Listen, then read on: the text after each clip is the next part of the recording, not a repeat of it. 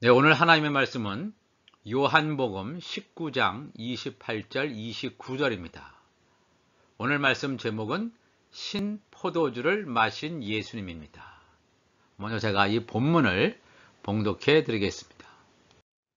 그 후에 예수께서 모든 일이 이미 이루어진 줄 아시고 성경을 응하게 하려 하사 이르시되 내가 목마르다 하시니 거기 신포도주가 가득히 담긴 그릇이 있는지라.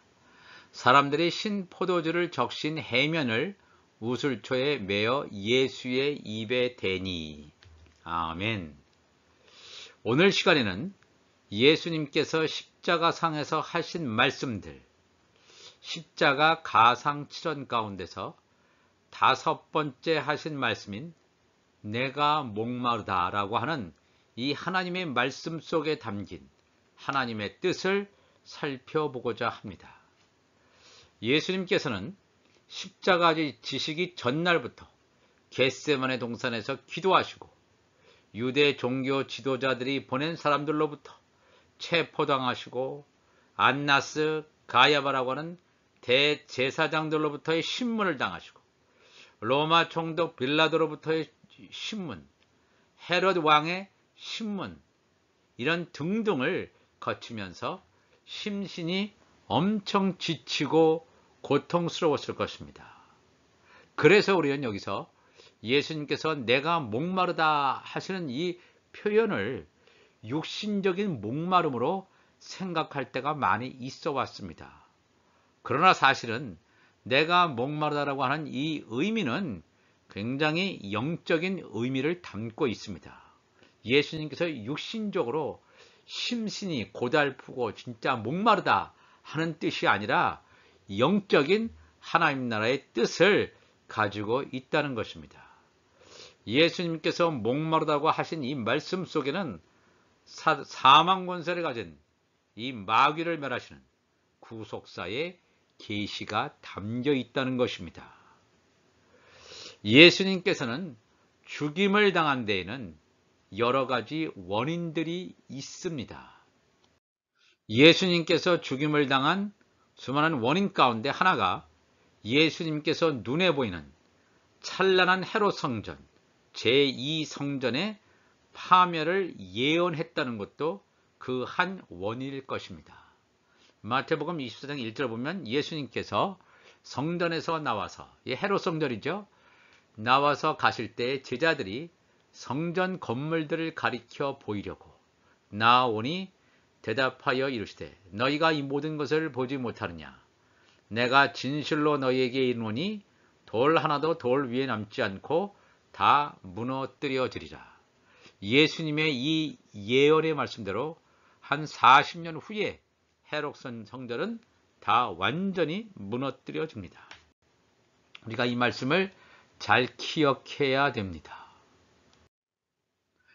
요한복음 2장 20절에도 유대인들이 이르되 이 성전은, 헤롯 성전은 46년 동안의 지역권을 내가 3일 동안에 일으키겠느냐 하더라. 그러나 예수는 성전된 자기 육체를 가리켜 말씀하신 것이라. 예수님의 마음속에는 헤롯 성전, 46년 동안이나 지어진 눈에 보이는 성전은 더 이상 성전이 아니라고 하는 것입니다. 예수님 당신 자신이 성전임을 분명히 말씀했습니다. 그러나 그 당시에 옆에 있던 제자들도 이 말씀의 뜻을 몰랐습니다. 그래서 요한복음 2장 22절에도 죽은 자 가운데서 살아나신 후에야, 예수님께서 부활하신 후에야 제자들이 이 말씀하신 것을 기억하고 오순절 성령 강림 사건으로 기억하고 성경과 예수께서 하신 말씀을 믿었다 그랬습니다. 하나님께서 모세를 통하여 성막을 짓게 하실 때 하나님의 임재의 상징, 즉 하나님의 말씀을 나타내는 언약궤를 지성소에 두게 하셨습니다. 그런데 하나님의 임재, 하나님의 말씀을 상징하던 이 언약궤가 바벨론이 유다를 침략하여 유다가 멸망당하는 시점으로부터 완전히 사라지게 됩니다. 이 하나님의 임재, 하나님의 말씀이 그 속에 담겨져 있는 이 언약궤가 사라지게 됩니다. 이게 우연입니까? 아닙니다. 솔로몬 성전 이후에 바벨론에서 70년간 포로 생활하면서 생활하다가 돌아온 유대인들이 건축한 스룹바벨 성전, 이 스룹바벨 성전을 확장하여 화려하게 건축한 사람이 바로 이 헤롯인데, 이 헤롯 성전이 어마어마하게 크게 잘 지었다고 합니다. 그러나 가장 중요한, 정작 그 안에는 언약궤가 없었다라고 하는 것을 우리가 분명히 알아야 됩니다. 겉은 화려하고 웅장한데 가장 중요한 언약궤가 빠져있는 헤롯 성전의 모습이 되겠습니다. 구약성경 예레미야 3장 16절 보면 이 예레미야 선지자가 이렇게 말합니다. 여호와의 말씀이니라. 너희가 이 땅에서 번성하여 많아질 때에는 사람들이 여호와의 언약궤를 다시는 말하지 아니할 것이요, 생각하지 아니할 것이요, 기억하지 아니할 것이요, 찾지 아니할 것이요, 다시는 만들지 아니할 것이며 그랬습니다. 그런데 오늘날 어떻습니까? 유대인들은 이 언약궤를 찾으려고 지금 수십 년 동안 혈안이 되어 있습니다. 아직 언약궤를 찾지 못했습니다. 지금 유대인들은 제3의 성전을 건립하려고 하는데, 제3의 성전이 이제 곧 건립하게 되는데 그 안에 언약궤를 두어야 되는데 언약궤는 사라지고 없습니다. 하나님께서 이 언약궤를 사라지게 하셨다는 것을 우리가 기억해야 됩니다. 하나님께서는 더 이상 눈에 보이는 성전을 인정하시지 않고 성전이신 예수님께서 이 땅에 오심으로 진정하러 영적 예배가 시작되었음을 말씀해 주십니다. 예수님 당신 자신이 성전이고 하나님의 성령이 그 안에 담겨 있는 자, 바로 그들 자신이, 예수님의 지체들이 바로 그 안이 성전이 되겠습니다. 예수님께서 이 성전, 말씀하신 성전이란 말은 이 땅의 성전이 아닙니다. 눈에 보이는 성전이 아니라 하늘의 성전임을 성경은 밝히 증거해 주고 있습니다. 요한계시록 21장 22절 보니까 예루살렘 성 안에서, 이건 새 예루살렘 성이죠.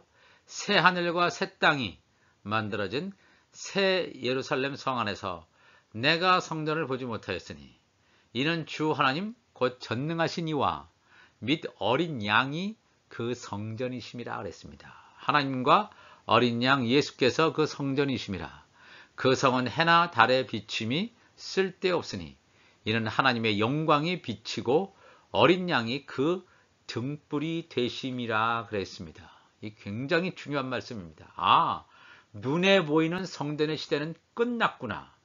바벨론이 유다를 침공함으로 말미암아 완전히 성전도 무너지고 성전 안 지성소에 있던 언약궤도 사라졌다. 이전 눈에 보이지 않는 예수 그리스도, 그 예수 그리스도가 그 속에 있는 예수님의 지체들이 성전임을 분명히 성경은 증거하고 있다는 것입니다. 에스겔서를 가보면 에스겔서 47장 1절에 그가 나를 데리고 성전문에 이르시니, 성전의 앞면이 동쪽을 향하였는데 그 문지방 밑에서 물이 나와 동쪽으로 흐르다가 성전 오른쪽 제단 남쪽으로 흘러내리더라.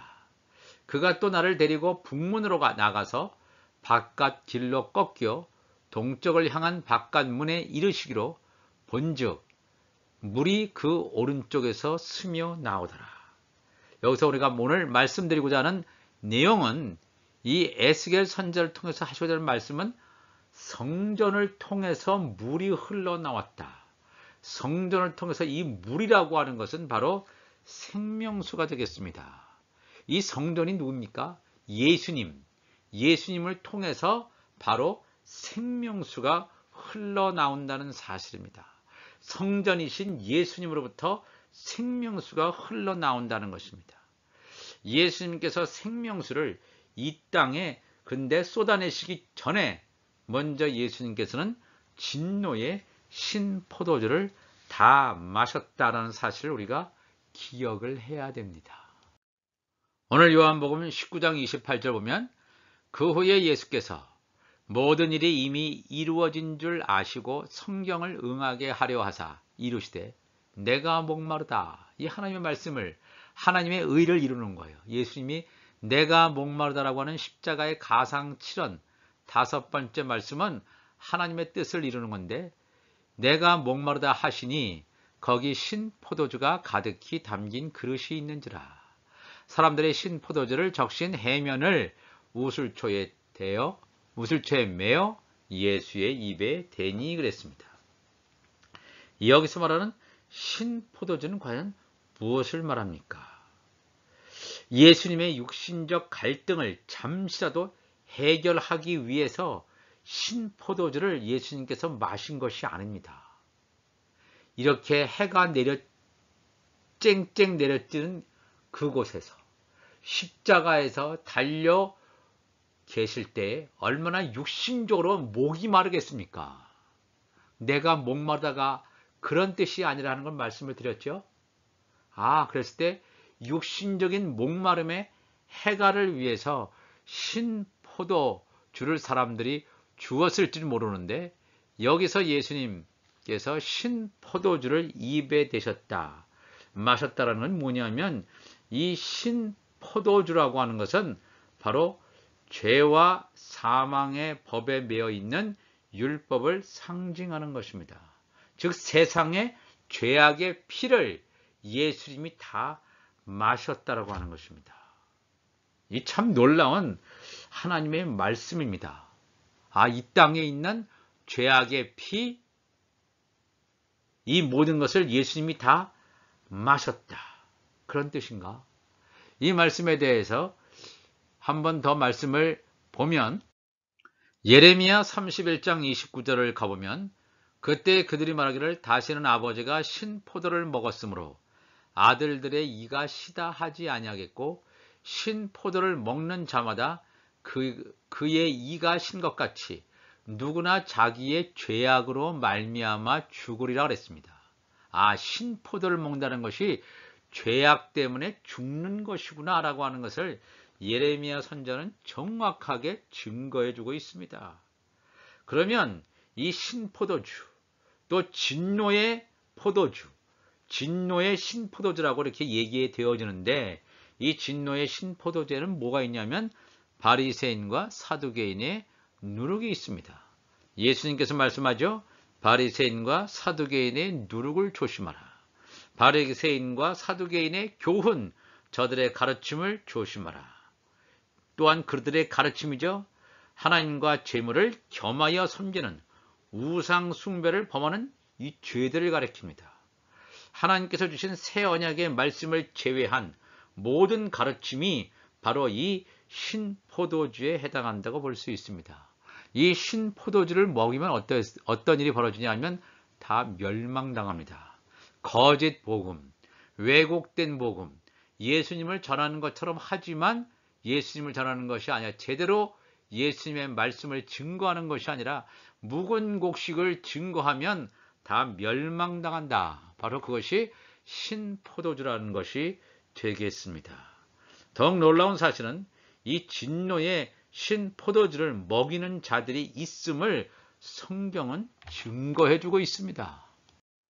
요한계시록 14장 8절 이하의 말씀 보면, 또 다른 천사 곧 둘째가 그 뒤를 따라 말하되 무너졌도다 무너졌도다 큰 성 바벨론이여, 모든 나라에게 그의 음행으로 말미암아 진노의 포도주, 이 신포도주입니다. 진노의 포도주를 먹이던 자로다. 이 진노의 포도주, 신포도주, 왜곡된 복음, 거짓 복음을 먹이던 자, 바로 이 바벨론이 거짓 선지자를 말합니다. 또 다른 천사고 셋째가 그 뒤를 따라 큰 음성으로 이르되 만일 누든지 짐승과 그의 우상에게 경배하고 이마에나 손에 표를 받으면, 이 짐승의 표를 말하는 거죠. 그도 하나님의 진노의 포도주를 마시리니 그 진노의 잔에 섞인 것이 없이 부은 포도주라. 거룩한 천사들 앞과 어린 양 앞에서 불과 유황으로 고난을 받으리니 둘째 사망에 떨어져서 영원히 불못에서 죽지 않고 있다는 것입니다. 그 고난의 연기가 세세토록 올라가려다. 짐승과 그의 우상에게 경배하고 그의 이름표를 받는 자는 누구든지 밤낮 쉼을 얻지 못하리라. 그러니까 영원히 죽지 않고 고통 가운데 영원한 불못에서 살아있다는 것입니다. 누가요? 진노의 포도주를 먹이는 자, 또 진노의 포도주를 먹는 자, 이 둘 다 영원한 불못 둘째 사망에 떨어질 것임을 분명히 성경은 증거하고 있습니다. 이런 신포도주와 진노의 포도주를 먹게 되면 어떤 일이 발생하느냐 하면 어떤 시기에 어떤 일이 발생하냐면 7년 대환란 중에서 후 3년 반에 시작되는 짐승의 표를 받게 된다는 것입니다. 하나님의 자녀들은 이미 휴거됐고 들린 바 되었는데 이 땅에 남겨진 자들, 땅에 속한 교회들은 천사를 통해서 하나님의 인을 받지만 하나님의 인을 받지 못한 땅에 남겨진 이런 가라지와 쭉정이들은 이렇게 짐승의 표를 받게 되어서 영원한 불못으로 떨어지게 될 것임을 성경은 증거하고 있습니다. 그래서 예수님께서는 십자가상에서 이런 진노의 포도주를 다 마심으로 사망 권세를 가진 마귀를 멸하시는 구속사를 성취하셨던 것입니다. 예수님은 멸망케 할 진노의 포도주를 마신 것으로 그친 것이 아닙니다. 이 땅에 새 포도주를 쏟아 부어 주셨습니다. 요한복음 19장 31절 보니까 이날은 주일이라. 유대인들은 그 안식일이 큰 날이므로 그 안식일의 시체들을 십자가에 두지 아니하려 하여 빌라도에게 그들의 다리를 꺾어 시체를 치워달라 하니 군인들이 가서 예수와 함께 못 박힌 첫째 사람과 또 그 다른 사람의 다리를 꺾고 예수께 이르러서는 이미 죽으신 것을 보고 다리를 꺾지 아니하고 그중 한 군인이 창으로 옆구리를 찌르니 곧 피와 물이 나오더라 그랬습니다. 굉장히 중요한 말씀이죠. 예수님과 함께 십자가에 못 박혔던 좌편, 우편 강도들은 생명이 끊어지지 않아서 로마 군병들이 그들의 다리를 꺾게 됩니다. 그러나 예수님 앞에 이르러서는 이미 예수님의 숨이 끊어진 것을 확인한 로마 군병들은 성경의 예언대로 예수님의 다리를 꺾지 않고 한 군인이 창으로 옆구리를 찔러서 예수님께서 죽으셨음을 확인하게 됩니다. 로마 군인이 창으로 옆구리를 찌른 것은 굉장히 우연한 행동인 것처럼 보여지지만 바로 이것은 하나님 나라의 완성을 이루어가고 있는 하나님께서 하신 일인 것입니다. 예수님의 옆구리에서 피와 물이 나왔다는 말은 뭐냐면 예수님을 우리가 살펴본 대로 성전이라 하죠. 성전. 성전에서 뭐가 흘러나오죠? 에스겔 선지자가 말하는 대로 생명수가 흘러나옵니다. 성전에서 생명수가 흘러나옵니다. 즉 성전이신 예수님의 몸에서 피와 물이 나왔다는 의미는 이 피라고 하는 것은 새 언약의 피입니다. 예수님의 몸에서 나오는 이 물은 바로 생명수의 물이 되겠습니다. 이 피와 물이 나와서 사람의 몸을 지은 재료인 흙, 즉 땅에 떨어졌다는 것입니다. 새 언약의 피와 생명수의 말씀이 사람의 육신에 떨어지지 않았다면 한 사람도 살지 못하고 모두 다 멸망당했을 텐데 성전이신 예수님의 몸으로부터 이 새 언약의 피와 이 생명수 물이 이 땅 육신에 떨어짐으로 새 생명의 열매를 맺는 놀라운 구속사의 역사를 성취했다는 것입니다. 예수님께서 내가 목마르다고 하신 그 의미 속에서 죄악의 피를 상징하는 하나님의 진노의 포도주인 신포도주를 다 마셔버리고 새롭고 산 길을 열기 위해서 새 포도주를 우리의 육신으로 지은 땅에 쏟아내셨다는 것은 놀라운 영적인 의미라고 하겠습니다. 이 새 언약의 말씀인 천국 복음을 하나님의 집으로 예비한 우리의 육신에 날마다 담음으로 우리 육신 안에 성령의 기름이 채워줌으로 하나님께서 기뻐하시는 거룩한 성전으로 지어져 가므로 흠도 없고 점도 없는 거룩한 신부로 아름답게 예수님의 재림을 준비하시는 여러분과 제가 되시기를 간절히 축원합니다. 다 같이 기도하시겠습니다. 하나님 아버지, 이 시간 하나님의 말씀을 나누었습니다. 신 포도주를 마신 예수님, 그냥 육신적인 갈증을 해결하기 위해서 내가 목마르다 했을 때 사람들이 이 신 포도주를 준 것이 아니라 정말로 예수님의 이 놀라운 말씀 안에는 이 사망 권세를 가진 마귀를 멸하는 하나님의 구속사의 역사가 있었음을 우리가 깨닫게 하시니 감사를 드립니다. 예수님의 옆에서, 옆구리에서 흘러나오는 물과 피를 통해서 우리의 육신이, 우리의 죽었던 이 육신이 새 생명수가 넘쳐나는, 성령으로 넘쳐나는 하나님의 온전한 새 생명의 사람들이 되게 하여 주옵소서.